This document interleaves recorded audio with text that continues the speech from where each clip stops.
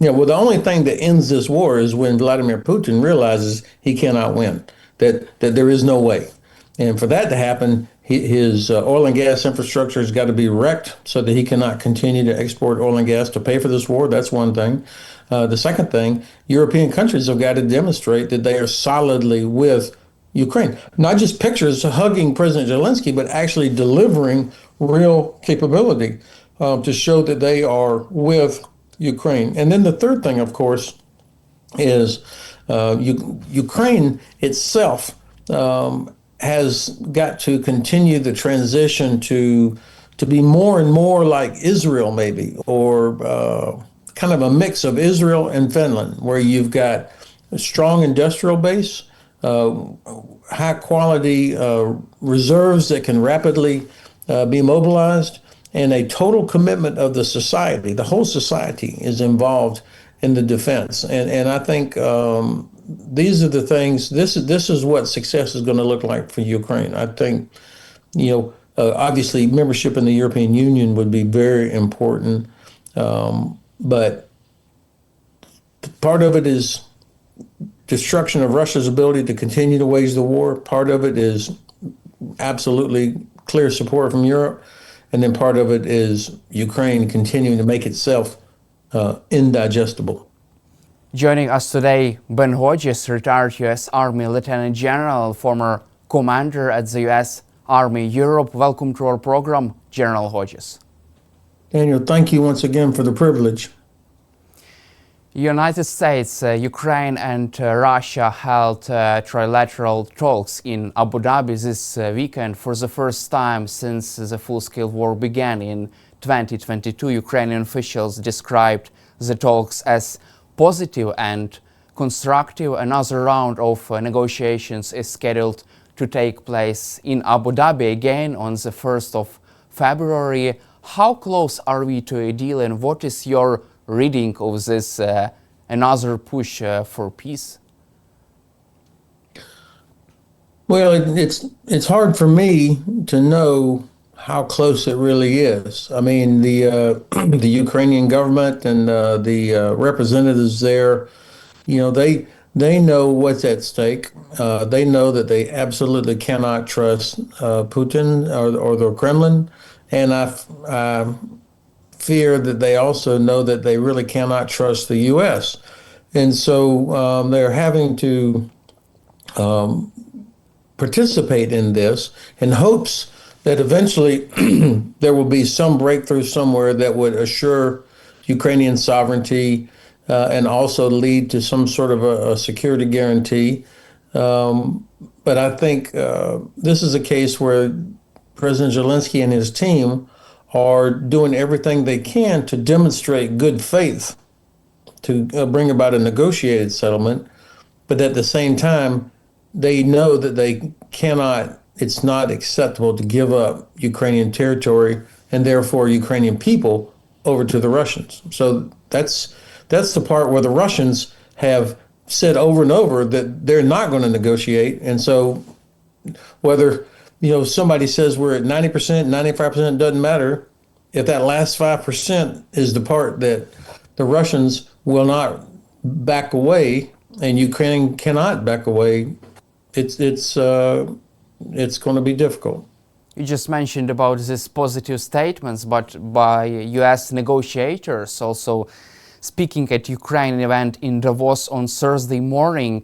Steve Witkoff, Trump's special envoy, said there had been significant progress in the peace negotiations with the Ukrainians. Quote, "I think we have got it down to one issue, and that means it's solvable," he added, in reference that Zelensky later said was to the Donbas territory. Is the Donbas issue solvable one? Well, this is why I absolutely don't trust Mr. Witkoff when he says there's only one thing remaining. But the one thing is the most important thing. I mean, this is a real estate salesman talking like a real estate salesman. He has never cared or understood why the war started. He's never once said that the Russians were the aggressor, nor has President Trump. I think he's been to Moscow 7 times. He's never been to Ukraine. So all he is interested in is getting the deal. Bad luck for the millions of Ukrainians that would be on the wrong end of this. And so, of course, I'm an outsider. I'm sitting here in a nice, safe, warm place.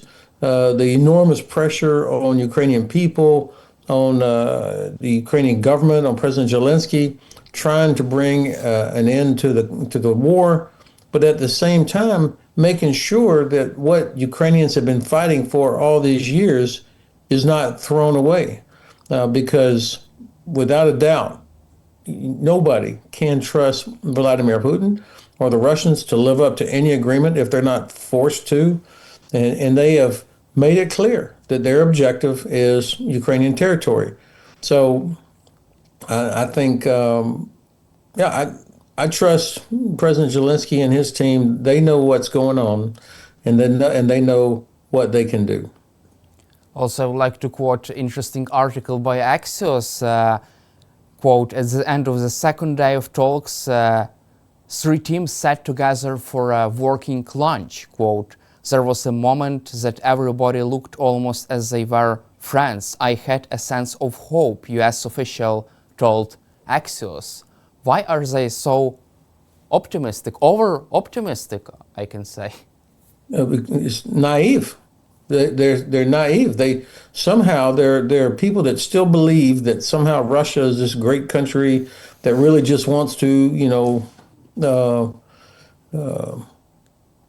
be a responsible part of the international community. Nobody should believe that. Russians, they might smile right into your face and while they're, killing your family. Let's keep in mind the people representing the Kremlin at these conversations are also representing the government that is killing Ukrainians every night. Ukrainian civilians, children, every night. So how ridiculous for somebody to say, it was like they were almost friends. What a stupid statement. Let's also cover this morning article by Financial Times. It seems like US is trying to blackmail Ukraine with this security guarantees to force Ukraine to cede Donbas in exchange of so-called security assurances. Trump administration has signaled to Ukraine that US security guarantees depend on Ukraine agreeing to cede the Donbas region to Russia, according to Financial Times. Reported this morning, Washington also indicated it could offer Ukraine more weapons to strengthen its army if Kyiv agrees to withdraw forces from the Donbas. What is your reaction to this development? What an embarrassing proposal by the United States. And I think there's no way that Ukraine could agree to that. I would, based on what has happened over the past year, I can imagine that Ukrainian leaders would want to see some real proof, some evidence that the United States would actually live up to its agreement. Even during the time of the Biden administration, we did not commit to doing everything necessary to help Ukraine. And this administration certainly has not done that. And so why would anybody believe for a second that the Trump administration, which has not even provided weapons that were needed so far, would now all of a sudden agree to send U.S. troops in there as some sort of a guarantee after Ukraine agrees to pull back from Donbass? That doesn't make sense to me. And of course, it's all still based on this false narrative that somehow, Russia's going to win the war anyway. So come on, Ukraine, go ahead and do this. That's just not what's happening on the ground. And of course, the Ukrainian leadership knows that. I think the key here is our European supporters of Ukraine really need to make it clear where they stand on this, because I think they also, especially after everything that happened in the last week, Europeans don't believe that the United States would actually fulfill any kind of a guarantee. And it is very hard for me to say this because I'm happy, I'm proud of what my country has done for so long for European security. But right now, this administration is is destroying decades of trust. So I think the President Zelensky's administration probably is very skeptical of this kind of a guarantee.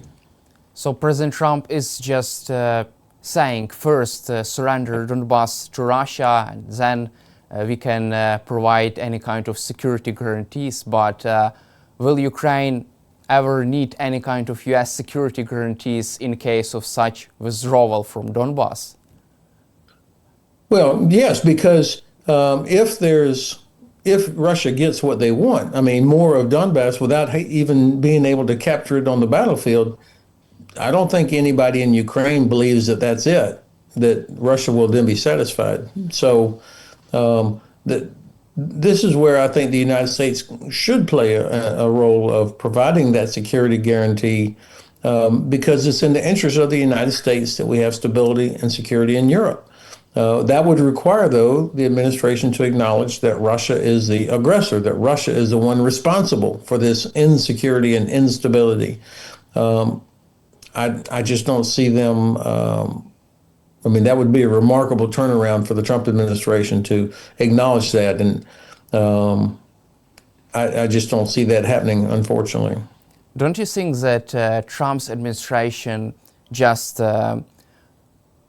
pretends to be ready to provide the security guarantees to force Ukraine to surrender Donbass, but is not serious about this in case of Russia attack?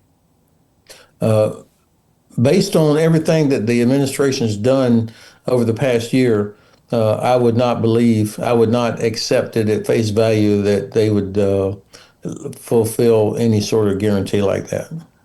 In case of Russia's attack on Ukraine after the war ends, after ceasefire is reached, do you expect US to react in case of such attack, at least make any kind of statements or commit air power, or President Trump would just try to make another deal in such case? Well, of course, I don't know, but there's no evidence over the past year that would give me confidence that they would really do any of that. I mean, that would be much more difficult to do than just providing tomahawks, for example, or putting real meaningful sanctions on the Russians, or taking hard steps. It would be much more difficult to do something after the fact than it is now. And if they're not doing it now, then I'm skeptical. But look, we cannot forget, Ukraine is not an island. It's attached to Europe. And European allies have got to quit sucking their thumb and wringing their hands and complaining about Trump. They have got to accept the fact that European security depends on Ukraine's success. And so a real commitment of money, of weapons, of ammunition, helping in everything that Ukraine needs. Europe is going to have to do that, especially since the United States, I think, is not going to do it under this administration. And so it's in the interest of Europe that Ukraine does not fail, that Ukraine is successful. And I think that hopefully we'll see more and more European countries begin to accept that responsibility. From your perspective, what kind of end game would ensure Ukraine's security and stability? From your perspective, in terms of security guarantees, in terms of the ceasefire deal, but a possible realistic one, end game that will end this war, but also will ensure Ukrainian security? Yeah, well, the only thing that ends this war is when Vladimir Putin realizes he cannot win, that there is no way. And for that to happen, his oil and gas infrastructure has got to be wrecked so that he cannot continue to export oil and gas to pay for this war. That's one thing.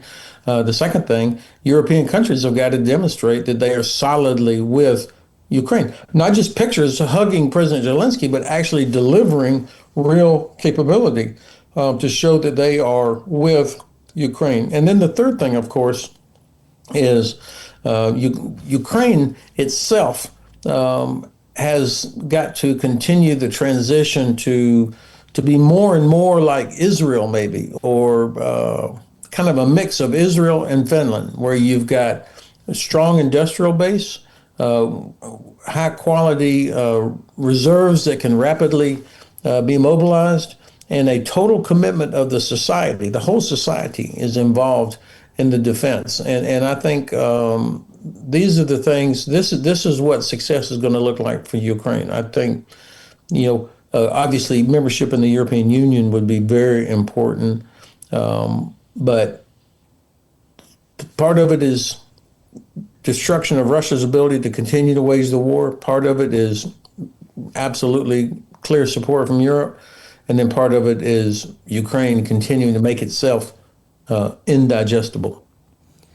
Let's also cover another development. We didn't have the chance to chat about this, but earlier this month, Russia has fired intermediate range ballistic missile Oreshnik at my city of Lviv, but this missile was without the payload. It was seen as message to the West.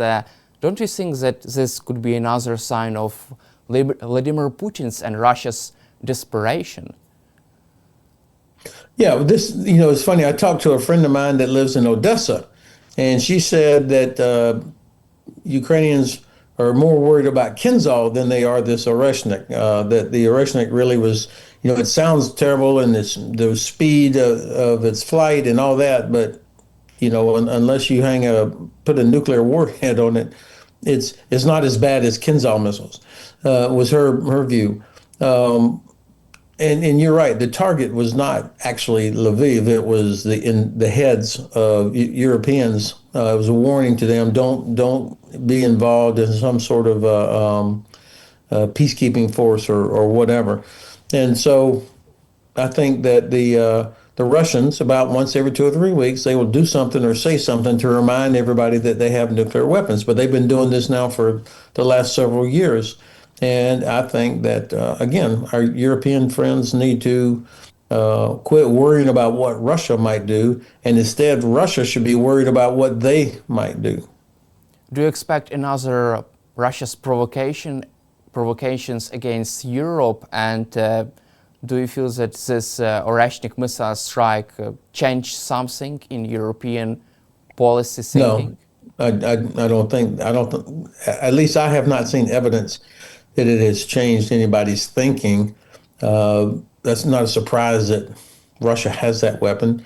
I think that I hear more and more Europeans talking in terms of they recognize that Russia is not undefeatable, that Russian victory is not inevitable. I think Europeans have got to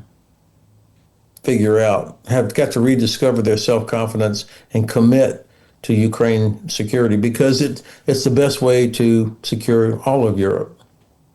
Thank you, General Hodges, for your time and for your support for Ukraine, and glory to Ukraine. Rom Slava. Thank you, Daniel.